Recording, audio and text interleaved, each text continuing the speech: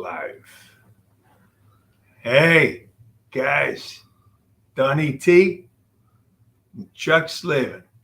Here we are. We were voted the two most nonconformist people in SAG. And most of you that know us probably would agree. Right. So here we are. We have so much to talk about tonight. Hopefully we get a slew of comments that we can answer for you. And I opened a little early, so I hope maybe you guys get on a little early. We met doing movies, something that is probably nearest and dearest to our hearts. There were two specific movies that we were on that I remember. Frank the Bastard was one, and the other one was Here Comes the Boom. And on that set, one of the most important and tragic events that happened, we met Richie Italiano. And not long after that, he passed away. And I will always remember him dearly. He was a young man. He was only 40 years old, and he died of pancreatic cancer. So if you have questions pertaining to SAG, AFTRA, I'm sure I have a little input here and there. But I'm going to open it up right now to Chuck Slavin. If anybody knows about it, he's the man right there. He's got balls. Go for it, Chuck. Thank you, Donny. Thanks for having me on your show. I'm excited. More than welcome. We've been friends a long time. And thank you for mentioning Rich Italiano. Yes. He's such a great dude. And such a kind-hearted man. I remember there was nobody that I wanted to play cards with more than him on set. Yeah. We've played a lot of cards in our life. Yeah, I remember you guys playing cards. Though you didn't invite me, I think you were a little afraid of me, but so yeah, it was a good time. It was a good time. Yes. I remember, I think, was it on Here Comes the Boom? It might have been Zookeeper. I think it was Zookeeper. They gave us a 30-minute lunch, and we went over to one of the local bars that were over there, and we had sodas. Yeah. And then we came back, and everybody was looking over, and we were coming in. They're like, "Oh, whispering." They didn't come with us to lunch. And I just remember times like that, and I think those are the times you got to hold on to, right? With your friends. Every moment is special. Yeah. Every moment. Yeah. Yeah, that was a tough one. That was a tough loss. I went and saw him. Yeah. And when we're starting out in the film business, you always want to take pictures. You always want to, every time you see a friend who you've been on set with, you want to go and you're like, let's do a selfie. Let's do a selfie. Exactly.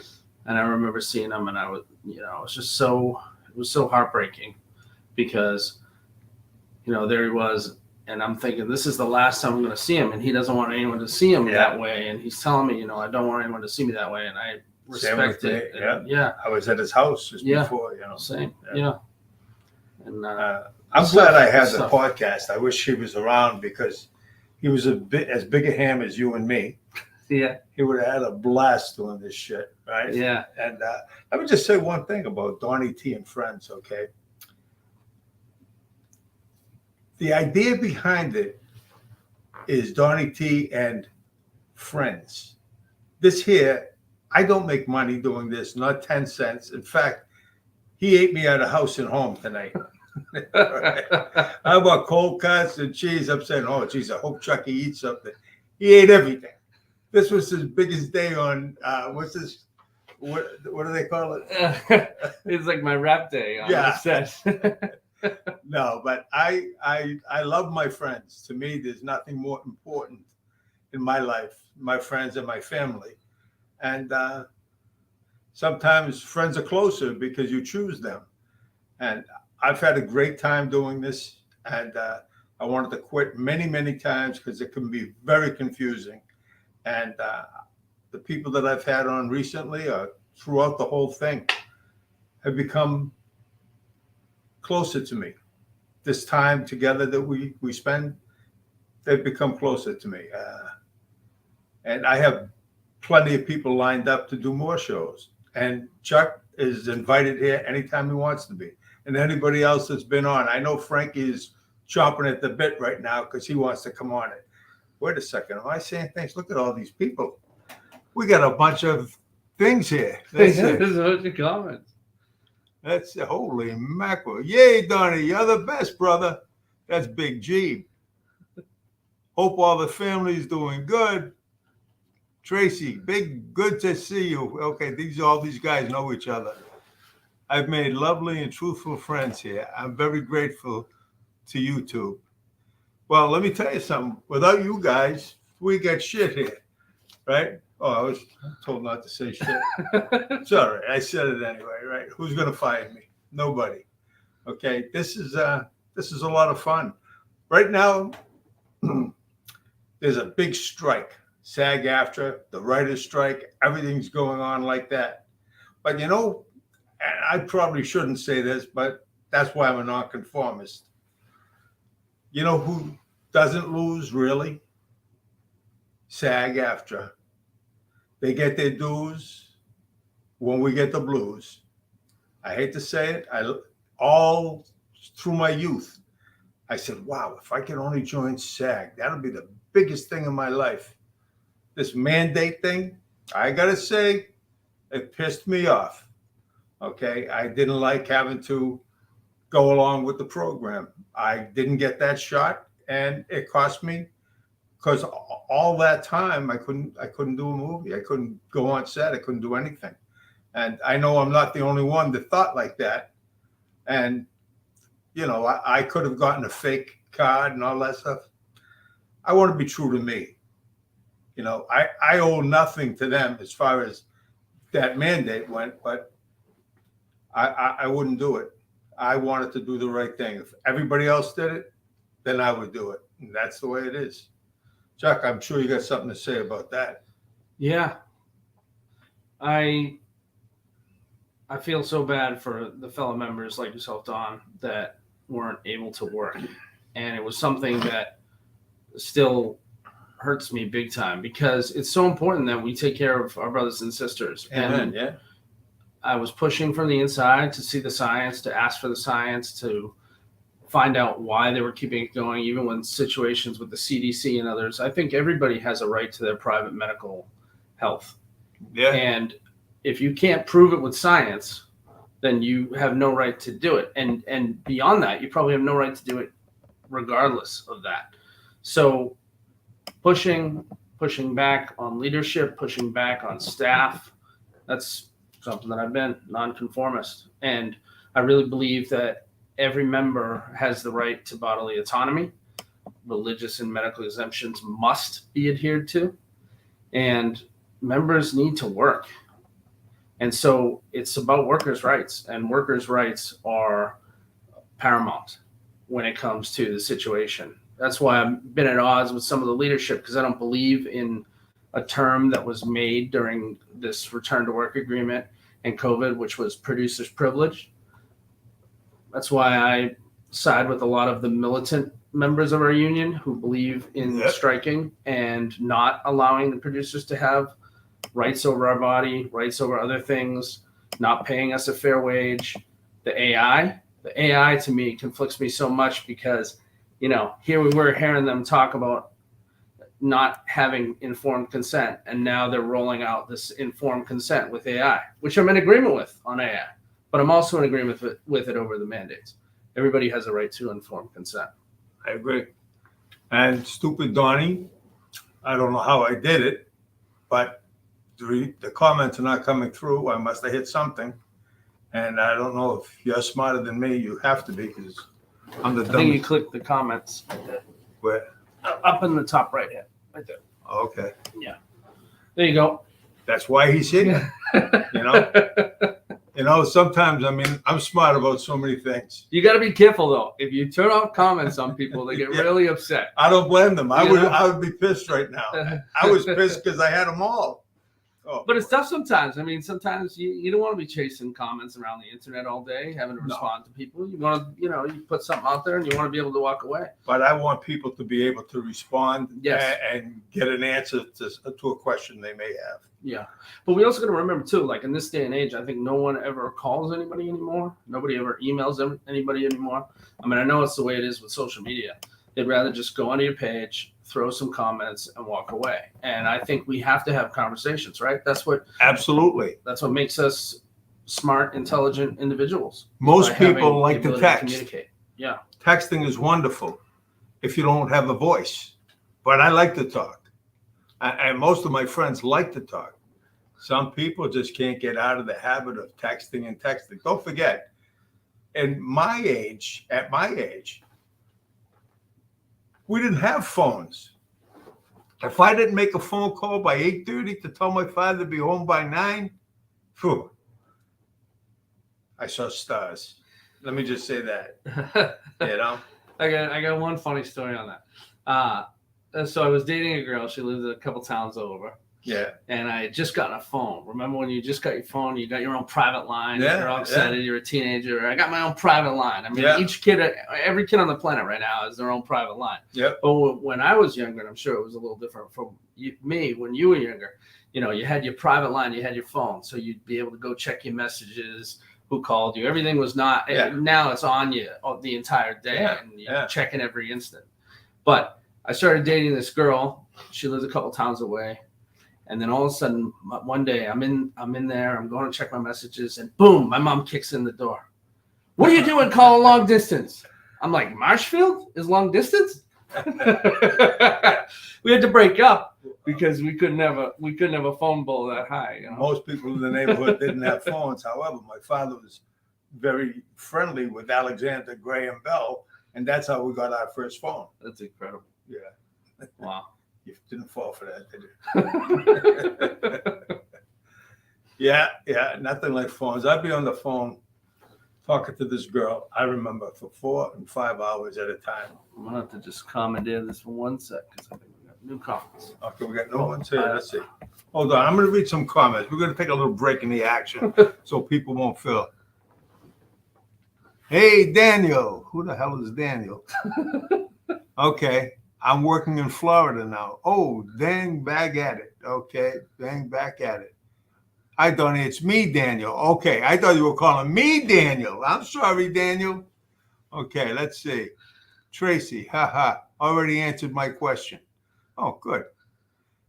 Donny, share you up to LOL. Okay, I don't know what that means, but I'll try to do it when I figure it out. Please hit that like button. And please subscribe to the show. Helps a lot. Yes, Big G, you are 100% right. I really would like nothing better than for you people to subscribe to this show. I don't get paid. My pay is my pals, okay? I want them to get their word out. I want them to get whatever on their chest. Get it out. This is more than a show. This is a hangout. I want my people to show up and hang out with us. This is like you sitting here, but you're not. You know what I mean? So that's what that's about. But please subscribe. Let's see. Please hit that like button. Like and subscribe. Okay. That's why Big G is Big G. Let's see. We got Tracy Gamwell. Hey, Sabrina. GTSY. I don't know what that means, but Sabrina, I love you, Sabrina. Oh, there she is. Sabrina Ryan, my girl. Wait a second here. Okay, I got to get back up there. Okay. Hey, Donnie. Hello to both of yous. How you doing, baby? I'm glad you're tuning in. You never know what you're going to get from Donnie T, because I don't even know. And I'm doing it, right? Let's see. We got another. What's that thing that just popped open? Get out of there. Okay, Tracy. Thank you, Chuck. Thank you, Chuck. Thank you. Thank you, Tracy. Okay. Okay, Italian Stallion, Donnie T. I saw that new part in the movie. You are very good. It was a very good performance. Well, thank you. Let me share with you guys, okay? I I hope I don't put myself in danger by ratting myself out. I did a movie, and it was not a SAG movie, and I didn't get paid 10 cents, so they can't get any money out of me. But I went to Colorado, and it was a part for a mob guy. Some reason, I think it's kind of like typecasting. I don't know if I'm sure, wrong or right or whatever, but I had a blast. I met some great people out there. The name of the movie is going to be Duffel Bag Boy. And my pal, Alexander Ray Pimentel, is the writer and the director. And he's become family to me. Great guy. I had a blast. I was in 12 hours of the show, so I won't say what it is or what I did, but I will say I had a blast doing it. I was a badass. I told him I'm going to go in as like a grizzly bear and come out like a teddy bear. And that's exactly what I did. So, all right, stay tuned for that. Let me see, where am I at here? I got to do these things because my people mean everything to me. Okay, Tracy, I've made lovely and truthful friends here. I'm very grateful to you, YouTube. Me as well, Tracy. Yeah, Donnie, you're the best, brother. You too, Big G. Okay. Hope all the family's doing good. They're doing great. Same to you. Good to hear. Yes, Richard. Okay, let's see. Doing okay, Tracy. Thanks. Let's see. Doing great. Thanks. All right. So we'll wait for more comments. And I think you gotta hit this down to the bottom. So there you go. Now you're up to speed. Now we're up to speed. This is current now? Yeah. Okay, let me see. Yeah, Donnie, your friend was in Boston's finest. Oh yes, you were. I worked on that, yeah. Yeah. Oh, he's been on a lot of stuff. Never got me any work, but still my buddy though. He goes like that. We traded off a couple times, right? Didn't we? I think there was a time. All I know, Frank the Bastard was a fun show. Yeah. Mm-hmm. Yeah. You'll always find out us at the what's that called? Where the food is served. Craft service. Craft services. You'll always find us there, mowing on something. You can't be on a diet when you're on set. That's the funniest thing, but it's true. It was tough. At one point, a couple of years ago, I saw a nutritionist because I was trying to figure out how do you have this diet in the life that we live, right? We live the good life. Yeah. So when you live the good life, you're constantly around all this food, anything you want. So you have to sort of create discipline within yourself so that you're not grabbing all that stuff all the time. Yeah. For some of you older people, if you've ever heard of Alfred Hitchcock, the movies he's done were unbelievable. But what he said about extras on the set, they are considered furniture that eats. He said, that's all we're good for. We're out there, stand here, stand there, and then we go and eat. But I love that part of it. So I must have put on 50 pounds over the years doing that. So let's see, another thing here. Does he know my cousin Nick Mochi, Sergeant in Cambridge Police? Probably. I'm not too sure. I mean, I work with a few. I know my pal Lenny would know him. Yeah. Lenny Clark, because he's from Cambridge. Yeah, Donnie, your friend was on Boston's Fine. He's been in everything. Sickening. Every time it was funny. One time, I went to parent teacher night, Yeah. and my son had done this thing. It says like, "What does your father do? What, Yeah. Who was your mother? All this stuff." And I looked down, and he's like, "I love my dad. He's a great guy. All of that, which touches my heart." And Yeah. then he writes in there, he works with the police. Yeah. Sorta. So I mean, Well, my son used to say he's running from the police. I did have my days, but what doesn't kill you makes you stronger or something like that. Yeah. Yeah.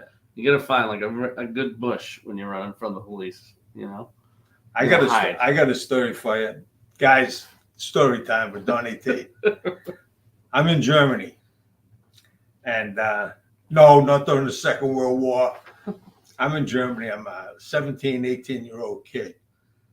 And I went in this bar to see my girlfriend. And I guess some guy gave her a hard time. And the military police were going to show up at the door and everything else. And I was warned, Don, you better get out of here. Because they knew that I was going to try to defend her honor. That's what you did when you were a teenager, back in my day anyway. So I see this guy that called her a piece of caca. And I sized him up. Well, this guy had muscles, right? He had like either baseballs or softballs for arms. And I'm looking at him, I'm saying, this guy will kill me if I don't do something nasty. So my go-to was the sucker punch. So he's looking at me. The MPs let him go, and he comes back into place. And he gives my girlfriend this look, you know. Now, my girlfriend was stunning. Her and her husband, before she got divorced, used to double date with John Lennon and his wife, Cynthia. So I walk over to him. He doesn't even know who I am. And I hit him with a shot, right? Boom! And he goes down. He hits his head on a jukebox. And it reminded me like of an Elvis Presley movie. And the music would come on. Well, 8 guys chased me. And I ran and ran and ran. I'm hiding in bushes. And this is in Germany, remember. And they're standing by the bushes. They can't find me. But I hear them saying to each other, we'll get them. We'll hang them. Let's string them up. We'll do this and that. You know, I could hear my heart beating. I could say, my God in heaven, if they can't hear that, they're deaf. They're all deaf. They walk out of the yard, right? And this old woman raises her window up. And she looks at me, and she's all scared. I says in German, Du brauchst keine Angst zu haben. Der würde mich killen, nicht der. I said, you got nothing to worry about. They want to kill me, not you. And that was pretty funny. I thought it was a funny event. So, Okay. These memories that just jump out of my head every once in a while. Boy, do I wish I was back in Germany. All right, your turn. Come on, say something, will you? What do I got to sit here all night looking at you? Let's see. What do we got? Anything else here? Let me see. Dawn. I'm letting you do your story time, Donnie. It says, Dawn, you are one boring son of a bitch. No, I didn't say that. That's not true. That's not true. Oh, I thought you loved me too, Donnie. Oh, I certainly do. Okay. What's going on with the strike? Is it going to go on forever or what? You know, I have concerns that some of the leadership, it seems as though they may not have a plan to get us out of the strike. Yeah. And we all want to work, and we all need to be paid our value. I'm very supportive of the strike. I think it's a strike that's overdue. Mm-hmm. You know, if you were going to wait and not paint your house, and you wait 20 years to not paint your house, and then all of a sudden you paint your house, you know, there's a lot that's going to need to go into it. And so I think this strike, because of the leadership that's been in power for so long. When you say the leadership, how about Fran Drescher? Is that Drescher's party is part of the establishment leadership, the Los Angeles leadership that's been in control for a very long time. And as you know, I'm sure you've seen in your career being an actor, every contract they send us these postcards. It's an amazing deal. It's incredible. We got historic gains. It's a landmark deal. It's this deal. It's that deal. So much residuals. I think last time around they claimed $318 million. And then as you look into these things, you start to say, wait a minute, but you gave away Class A residuals. You gave away syndication. You gave away all these things. Yeah. And you get to this point where it's you know, break or bust. I mean, there's nowhere to go from there. So we're in a situation now where we're striking because I really believe there's a lot of stuff that has happened over the last 20 years or maybe 10 years that could have been fixed along the way, and they didn't do it. And so now, to me, it's hard to fix a problem with the people who brought you into the problem, right? So I have a working relationship with the current president. We have what's his name? correspondent. No, Fran. Oh, Fran. Yeah. But I'm backing different candidates because I believe you can't fix the problem with the people that got you there. Yeah. And it's no offense to anybody, everybody. You know, the one thing, as you know, in all this stuff is everybody always says, well, they're a nice person. They're a nice person. They're a nice person. You know, I don't know. I don't want a nice person. Right. I want a tough mother. Right. That's what I want. Right. You know? Exactly. And catching up is tough sometimes because we are so far behind. So now to catch up. You know? And that's part of it too. A lot of the leaders, a lot of people around here, they haven't been talking about AI. They haven't been talking about the body scanning. They haven't been talking about any of these issues that have been affecting us that could have been taken care of early on if you nip them in the bud right then and there. And by letting these things go on and go on and go on, it becomes harder and harder to fix the problem. And so it's like the check engine light is on, you're driving around for 7 days and you're going, well, I don't know what's going to happen.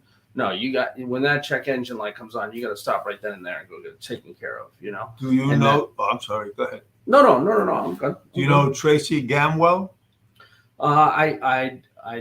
Chuck, I followed you on Facebook. And I think you're a handsome. No, she didn't say that. Does he know my cousin? Oh, Nick, I would. Yeah, Donny, our friend was in Boston's finest. And nobody ever saw me in the movies, only him, huh? That's the way it is. I love doing this. I got to tell you the truth. I love it. I don't care. I don't get paid 10 cents, and I would pay 10 cents, not much more, but yeah.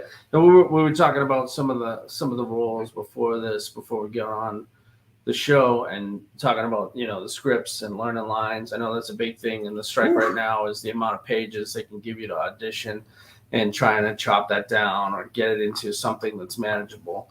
You know, we were talking about sometimes we have 8 pages, you know, of dialogue in one day or 10 pages or something, you know, and being on set, you know, when you see the signs and it comes out and it's like, we're going to do 8 pages. You're like, oh, this is a full day. Just went through it. Hours. Yeah. Here's the script right here, right in front of me. Yeah. Look at this for pages. I don't know. You can't see them because they're whitened out, but it's like 8 pages. I'm saying, oh my God in heaven, how am I going to do it? Yeah. And you know what? These people were fantastic to me because I love improvisation. And to me, that's the meat of acting is improv. Yeah. And this guy worked with me. Alex, you're the man. You're probably not watching. I wish you were, but you are the man. You did the right thing. And the DP, the director of photography, did a great job. Jacob, believe me when I tell you, it was a great cast of people. I hate to fly, but I flew out there and flew back. I almost walked back because I didn't want to fly again. But yeah, no, it was a great experience for me. Great experience. Nothing like it, you know. Yeah. I think it helps too if you get a lot of dialogue, the rehearsal before, running through the lines. Yeah. Working with the other actor or actress, and that is very helpful. So when you step on set and you have like 10, 12 pages of dialogue, whatever you have, if you're able to do it a few times and it's like a bicycle. It's like riding a bicycle. You get up on the bicycle, you go through the motions, and then it's really something that just starts to come natural. You know, but you also have to do the work way ahead of time. Yeah. I think that's a big important thing too that a lot of people don't take seriously is really a lot of acting is sitting by yourself, memorizing lines. You know, I like to use a tape recorder and I do all that stuff. Yeah. I do all that stuff. You know, it's like you said, it's like a bicycle, right? I did theater early on before I ever did film. And theater that's where you separate the men from the boys. A lot of these people that you see doing films, movies, oh, he's great, she's great. 42 takes.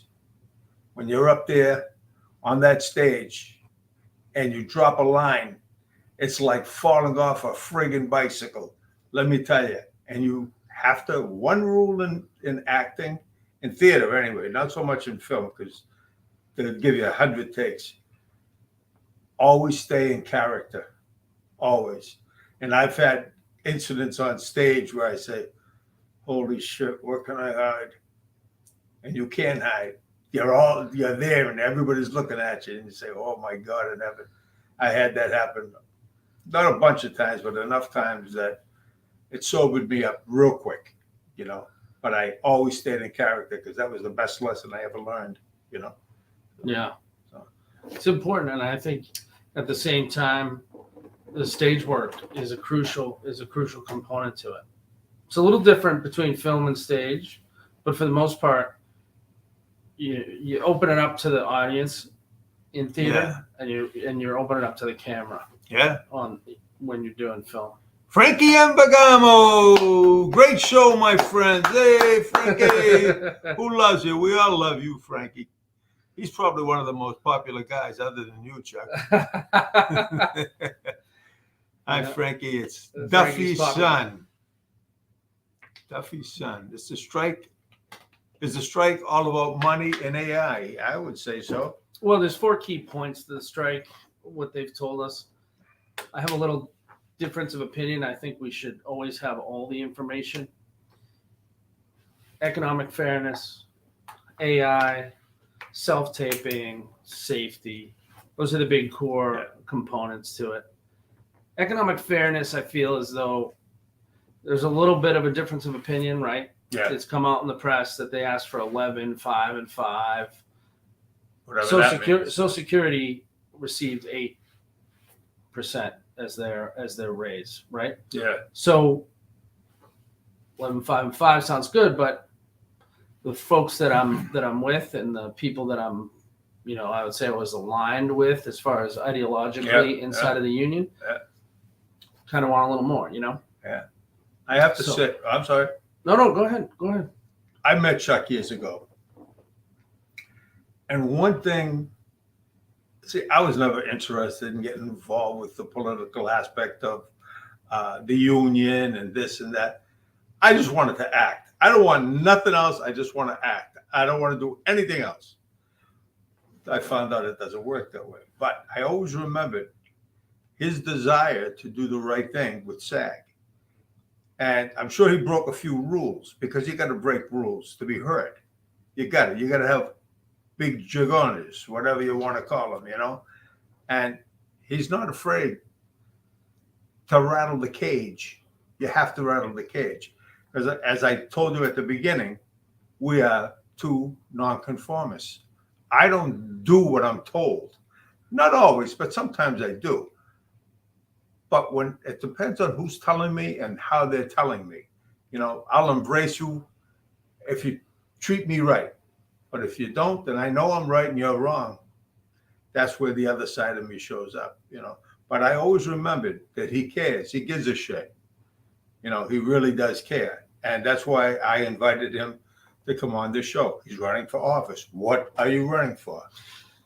Yeah, let me go back one stage on that, if you may, because obviously being a current member of the board, I'm not speaking for the board. I'm an individual. I'm a card-carrying member, just like you. Everybody's card is the same size. We're all members of this organization. A union is a bond between 2 people. We have a bond between many people. 3,000 members in New England we are bonded with, as far as working conditions and wages. When I first got into the union, I won't make this too long. I know we only have a half hour. An hour, but we went a half hour. That doesn't count. I might do an hour and a half. All right. I like that. So when I first got involved, I started to work in film. I had been in LA for 6 months. I flew back, heard some rumblings about the tax credit. I worked on The Departed. I worked on Mystic River. And then I started to hear about this tax credit, right? Mitt Romney implemented a tax credit 20%. Tracy, good night. Thank you for tuning in. She's in the UK. I didn't know that. Well, am I supposed to know? Okay. Love you. Great to have you, Tracy. Bye, Tracy. Thank you for being here. And thank you for participating. She was commenting. Yeah, I love it. So I started getting involved knew about this film tax credit, knew Duvall raised the tax credit. Then at a certain point, Duvall said that he wanted to cap the credit. He was upset with the credit. He didn't think it was working. Obviously, he had some people in, the governor has the DOR, then there's economic development, two sort of similar things, but one is for evaluating the money. The other is to figure out strategically where should the money be placed, right? And a lot of people believe that when it comes to the Department of Labor, some of the reports and such are written as a way that if the governor wants something to happen a certain way, then the Department of Revenue will find the findings that the governor may want, right? And so in economic development, it's a little different because they're using a little more creativity to it. They want to put investments into certain areas like we saw in the past with green and technology and all those things. They want to move money over, right? So the tax credit was coming under fire from the governor. And in that process, I started to learn as much as I could about it because I wanted to work. And I wanted this place to be an industry, a mecca for film. I thought we could get up to like top 3, maybe top 4. I mean, we've seen what's happened in Atlanta. And so learning about the reporting, knowing that there's 2 types, I took economics. There's 2 types of reporting. There's static and then there's dynamic. In a static report, you'll see maybe in the news where they talk about like your dollar doesn't bring in any more than the dollar. Right. And then you'll see in the place like Atlanta, they'll do a report and it'll be a dynamic report. They'll say for every $1, it's $6 we get back. Right. Yeah. So that's how you see the difference in those. So one is trying to inspire the film to come. One is saying, oh, you're not making any money for film. So at that point, I had a family friend who was involved in politics, heard about the governor trying to cap the credit. Heard about that. There was a representative who was going to bring a bill that was going to end the credit. And so, well, I talked to a friend. He said, you got to show them that you have a base, show them that there's people here, they're working. And at that time, Facebook and everything else, I was organizing everybody I met because I wanted to get involved in the business networking as much as possible. And so I said, all right, well, we know that when the hearing is going to be. So let's send everybody down to the State House when the hearing is going to be there. Yeah. So I worked with Jody Purdy Quinlan. I had built quite a network on Facebook of people, messaging them, telling them what was coming in, telling them all that. So then I organized them to go to the State House because I thought for sure we could block this hearing and then at least get some type of a fair shake or extend a little bit so that we could see the metrics start paying off because the film tax credit was in its infancy. Now we know that they've taken everything off of it. I mean, the speaker has done an amazing job. Tacky Chan, Representative Chan in Quincy. We've got Stephen Howitt and Seekonk was elected. All great guys, all members of the union, all know the benefits of film. So when I asked everybody to go to the State House, pushed everybody, got an event together on Facebook, got about 500 people saying they were going to the State House. I got a call from somebody who was in the union. Now, at that time, I didn't know anything about the union. Didn't know anything. So, I had just earned my quote unquote bones down on body of proof. So I was now able to join, but now I'm getting a message basically telling me that they don't want to have people show up at the State House. Wasn't approved by anyone. And so, as you know, we're contrarians, right? Oh, yeah. Somebody says it wasn't approved. Well, I'm not going to stop. Yeah. This is the right thing to do. Got to push the envelope, baby. That's right. Yeah. That's right. So I pushed the envelope. When I did that, 25th hour, right before we were all going to go down and strike at the State House. The union puts out a big message, tells everybody to go down to the State House. So now I'm saying to myself, wow, like this is incredible. Now I'm going to go to the State House, and now they're all trying to jump in on the bandwagon, which I was fine with. I mean, we have to beat this. So the place was packed. There was a big hearing. We did eventually beat that. So that it wasn't ended. The credit lived on. I spoke to Duvall. There's a Facebook video out there of me talking to Duvall about it, asking him not to end the credit. So, and I put it on YouTube. I didn't care at that point. The social media and all that, it was brand new. I said, I'll just put it up. I'll upload it online and see if anybody will watch it. So once that happened to me, once the union said, that they didn't want to get involved, they already had it taken care of. I said to myself, well, now I got to get involved in the union. Now I got to figure out what's going on because I want to be on the inside. Well, most people are glad you did. I wouldn't have a clue. What you just said right now, I would have no clue. Okay, stuff Yeah. like that. So I'm running I for have a president. question for there's you. a question? I'm sorry. Okay. No. Go A ahead. question for you is from Big G. Does Chuck know Donnie Wahlberg really good? do you know Donnie? I know the Wahlberg family. Yeah. Okay. Donnie and I know Donnie. I worked with Donnie on Boston's Finest. He was our executive producer. Yeah.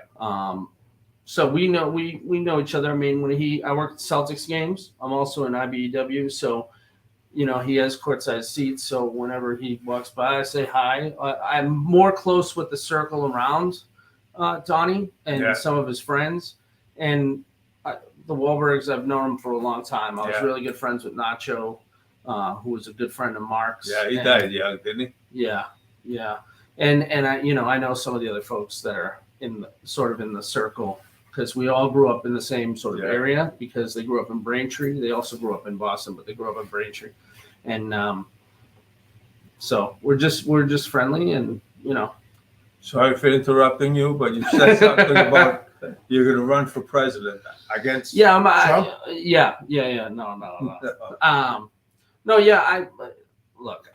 I believe there's a different vision for the local. I want to make this a place where everybody works. I want to sort of take the brakes off, take the what do you call it? Take the training wheels off the bike, right? Yeah. I want to get everybody up and running and working. And people will say, "Well, you can't create work," but I don't know if that's true. I think anybody can create work. Well, yeah, within reason, yeah. But because if you were to create work, you would create a lot more than is being created right now. Yeah. Well, again, if I could, yeah. And that's what I mean. I think it's about a vision. When I was coming up in this industry, I was told multiple times there's going to be no industry here. And these were people that were elected to the board ahead of me. And they would come to me. And I remember at one point I was out in Seattle. I had won the very first time I won a seat to the Seattle convention. Uh-huh. And I had a conversation with one of the elected leaders as I was walking back to the hotel. And they said to me, it's going to be 10 years before this place even starts to take off. Yeah. As far as Boston, not Seattle, but as far as Boston. And I just remember thinking, these aren't the leaders that I think we need or want. No. We should have leaders that want to do everything in their power to make this industry here what it is. And I'm not saying, listen, I'm not knocking anybody when it comes to that realm. No. I think everybody wants that to happen. But as you know, many people don't know the full spectrum of the industry. Oh, no. I don't. They go to set. They're not involved in the production side of it. They're not involved in the directing side of it. They're not involved in logistics. They're not involved in any of that sort of stuff. So to them, they don't really understand the machine that's going, right? You drove vans. They need a voice. Yes. And that's why you're here tonight. And that's why if anybody is a voting potential, this is my man. Chuck Slavin for president. President, right? Yeah. Chuck Slavin for president, because he gives a shit. If he didn't, believe me, I gained nothing by having him here other than the fact that he's my friend and this is Donny T and Friends. And I really hold great love for my friends. And if I could promote someone, if anybody out there that's watching and said, Donny, I got a good story. Can I get on your show? Absolutely. Just give me a call. I'll even give you my phone number. Should I? Yeah. 781-507-6526. Donny T. Give me a call if you want to be on the show. And if you have something that you think is of interest, I don't give a fuck what you do. You could be a trash man, but you got good stories. I don't care. This is my show. I swore just now. Somebody else might have fired me. But non-conformist. Give them a call. Operators are standing by. Yeah. You. Nah. I have a lot of fun. I appreciate the support. I appreciate your friendship. Absolutely. You know that. Absolutely. Known each other for quite some time. And again, these are the the things we go through, Yeah. we push and we push and we push. And I think they say again, Wayne Gretzky, right? Michael Jordan said pretty much a similar thing, which is you miss 100% of the shots you don't take. So That's right. That's right. that's what we do. We just keep going and we keep powering through. And I think there's a great line that I think it was Hoist Gracie said, which is, "I don't lose, I learn." And That's right. I think we have to take that mentality as we build on certain things. Yes, every loss is a learning process, you know. Mm-hmm. And there's no such thing as failing. The only failure is failure to try. You know, you have to step up and say, "Hey, I could do as well as that guy or that guy. Let me take a shot at it." You know how many millionaires are out there? Of course, I'm not one of them, but they've taken those shots. You know, me, I've always been a procrastinator. I can't even say it sometimes, but you know, you can't let the train pass you by. Which, of course, I have another story that goes along with the train. This is a funny story. I'm in New York, right? Trying to make my bones. But whatever, I had a few obstacles in my life. And I was in a hotel and I met this guy out there. He was kind of a street hustler. And I was watching all the brothers out there playing this game called 3-Card Monte. And he was like a brother as well, right? But he took a liking to me. His name was Lincoln, believe it or not, right? And we talked for a while, and he says, "I know how to do that game, man. Let me watch. Come here, watch me." And he beat the guy, right? The guy looked at him and he said, "Man, you with this boy?" You know, so he didn't think it was a good idea for him going with me, a white boy, you know. So now I got to leave. I give him the key to my hotel room. God only knows what happened up there, you know, because I was done. And so now I got to go to Amtrak. And it's like 3:00 in the morning. And something like that anyway. The next train doesn't come for hours and hours. So I got my bag and I go over to the counter to get a ticket. They said, you better run because the train's about to pull out in 2 minutes. I take my bag and I run down to the platform, and there's the train going. You ready? About as fast as I just said, no faster. So I go up to the conductor. I says, can you open the door for me? He says, nope, the train's already moving. I says, come on, open the door. He says, come on, there was a death in the family. Please, I'm sick. Please. The guy will not open the door. He's pissing me off, right? I hate people that don't break any rules at all, right? So I'm chasing this train down the platform, and it's picking up speed. The last car, the caboose, I guess they call it, there's a couple of guys out there smoking cigarettes. I says, hey, open the door. They open the door for me. I jump in with my bag. Boom, boom, boom. The bag hits the floor and everything. I finally get to my seat, right? And I'm sitting in the seat. And the conductor, the guy that was checking the tickets was the same guy that wouldn't open the door for me. So he comes to my seat and he sees me there with my ticket. He says, how'd you get on the train? And I looked at him with a big smile on my face and I said, perseverance, my good man, perseverance. Oh man, that was the funniest night. I got on a train. So I hope you like that little story. I liked it. You like it? Yeah, perseverance. Okay. That's about everything in life, perseverance, you know? Yeah. You never know. So let's see, Chuck. Who's talking to you now? Wow, Nacho died? Yeah. I met Nacho. We were doing the movie By the Gun, and Nacho came to the debut. What's it? Yeah, it was the premiere. Premiere, yeah. He came to the premiere. He's a nice guy. Yeah. So anxious to hear your update on the strike. Oh, that's Elaine Gray. Elaine, what's up, buddy? I'm happy to see you both. And we're happy to be seen. Believe me. Oh, good to see you both again. Okay, go ahead. Talk to Elaine. Tell her what's going on. But you got to leave a little out because I think you. Go ahead. You say what you got to say. Yeah, I mean, we're striking right now, and hopefully there'll be a deal soon. I think that they're talking about the WGA just gave the AMPTP just gave them a counter offer. Huh? So we'll see what they say. The good thing about the WGA is that they're very transparent. So I've been getting some, intel and reading some of the stuff that they've been saying. And, it was like last week, I think they were kind of upset with what went down in the negotiation. Again, I think you got to fight on, and we got to ensure that at some point we get our value, right? We need our value, but we also need to realize that sometimes these strikes will have a lasting impact.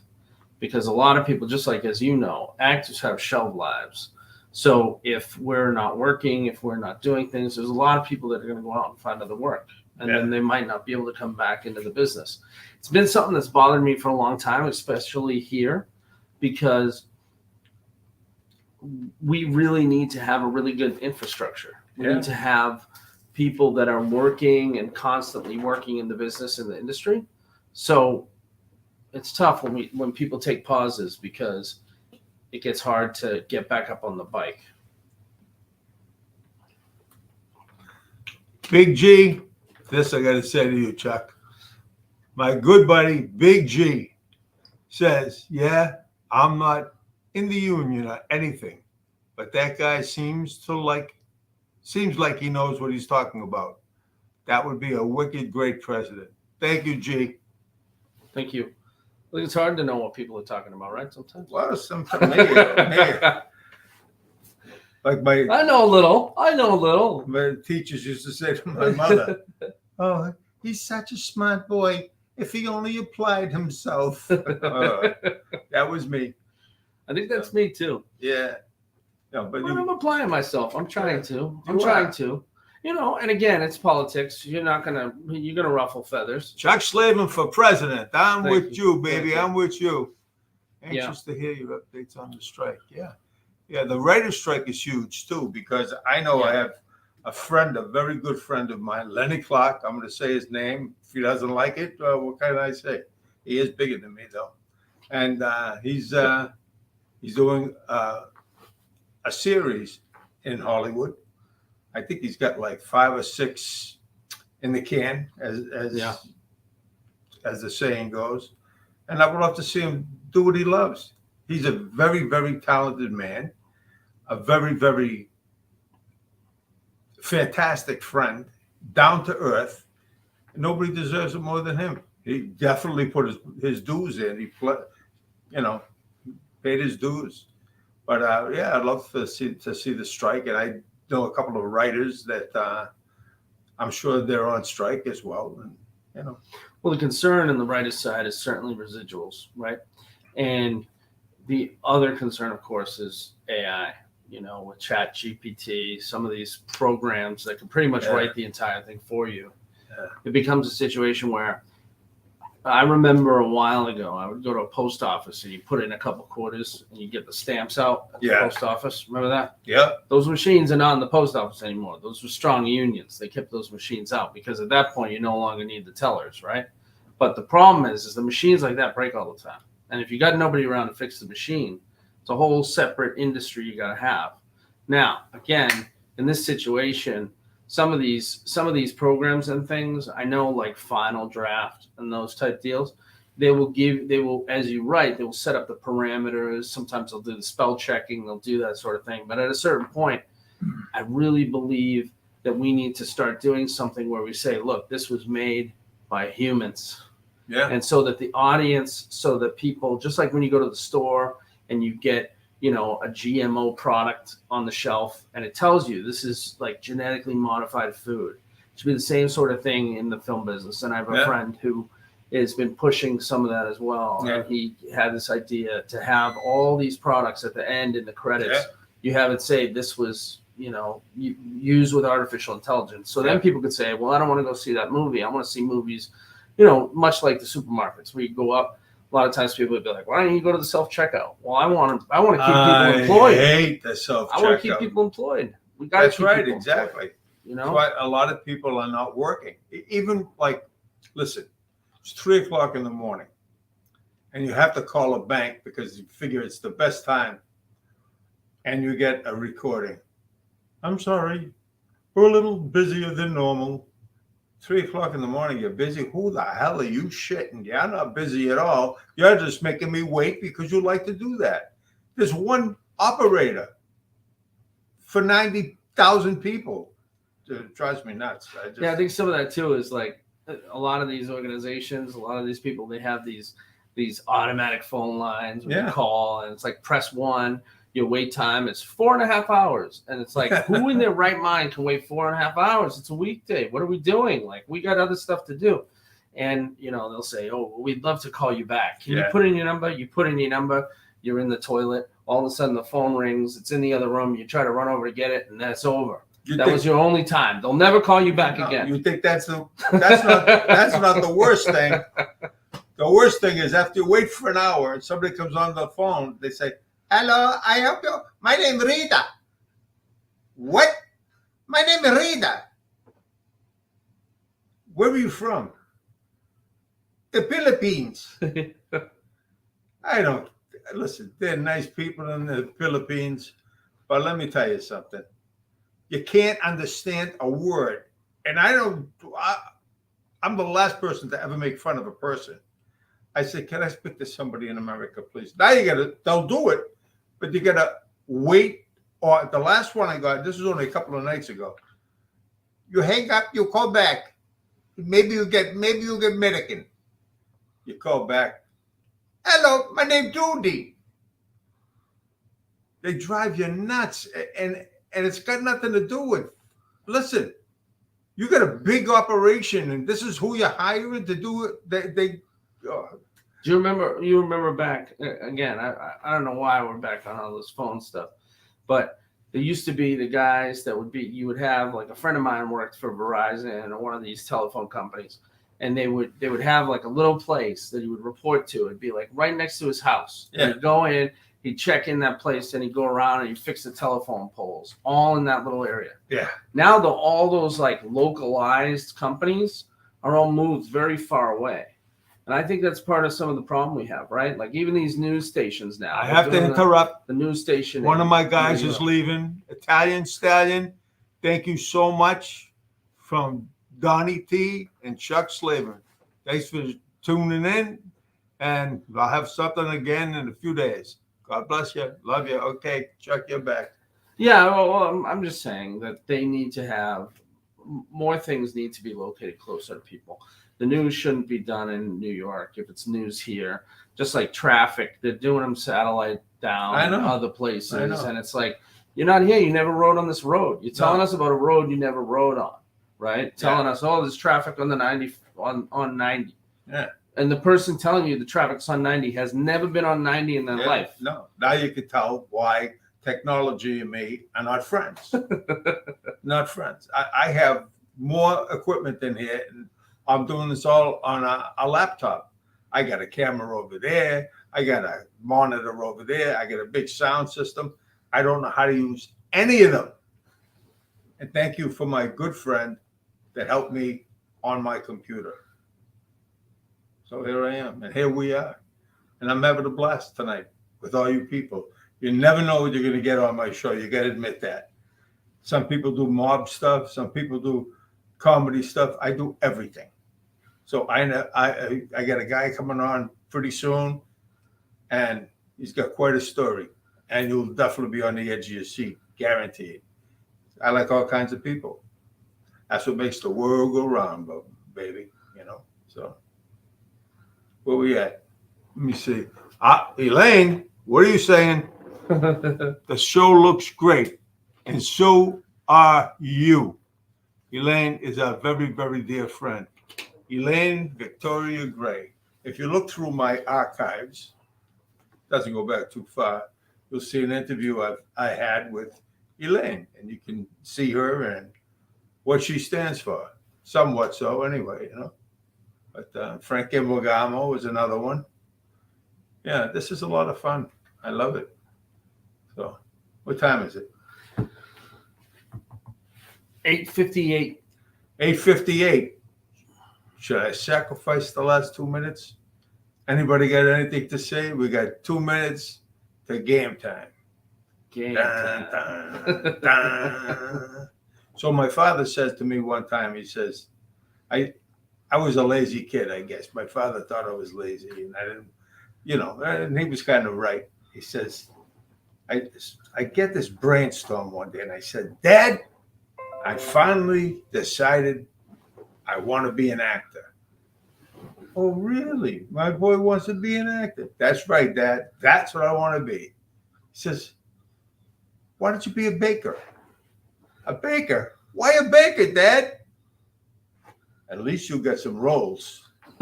And he might be right. So I bid you guys adieu, and I thank every single one of you for tuning in. And I love it. You guys are tuning in more and more often. I hope some of you subscribe. If you didn't, get over there and subscribe. I love you guys, each and every one of you, okay? You are my friends. This is my family, and you are part of my family. God bless you all, and good night.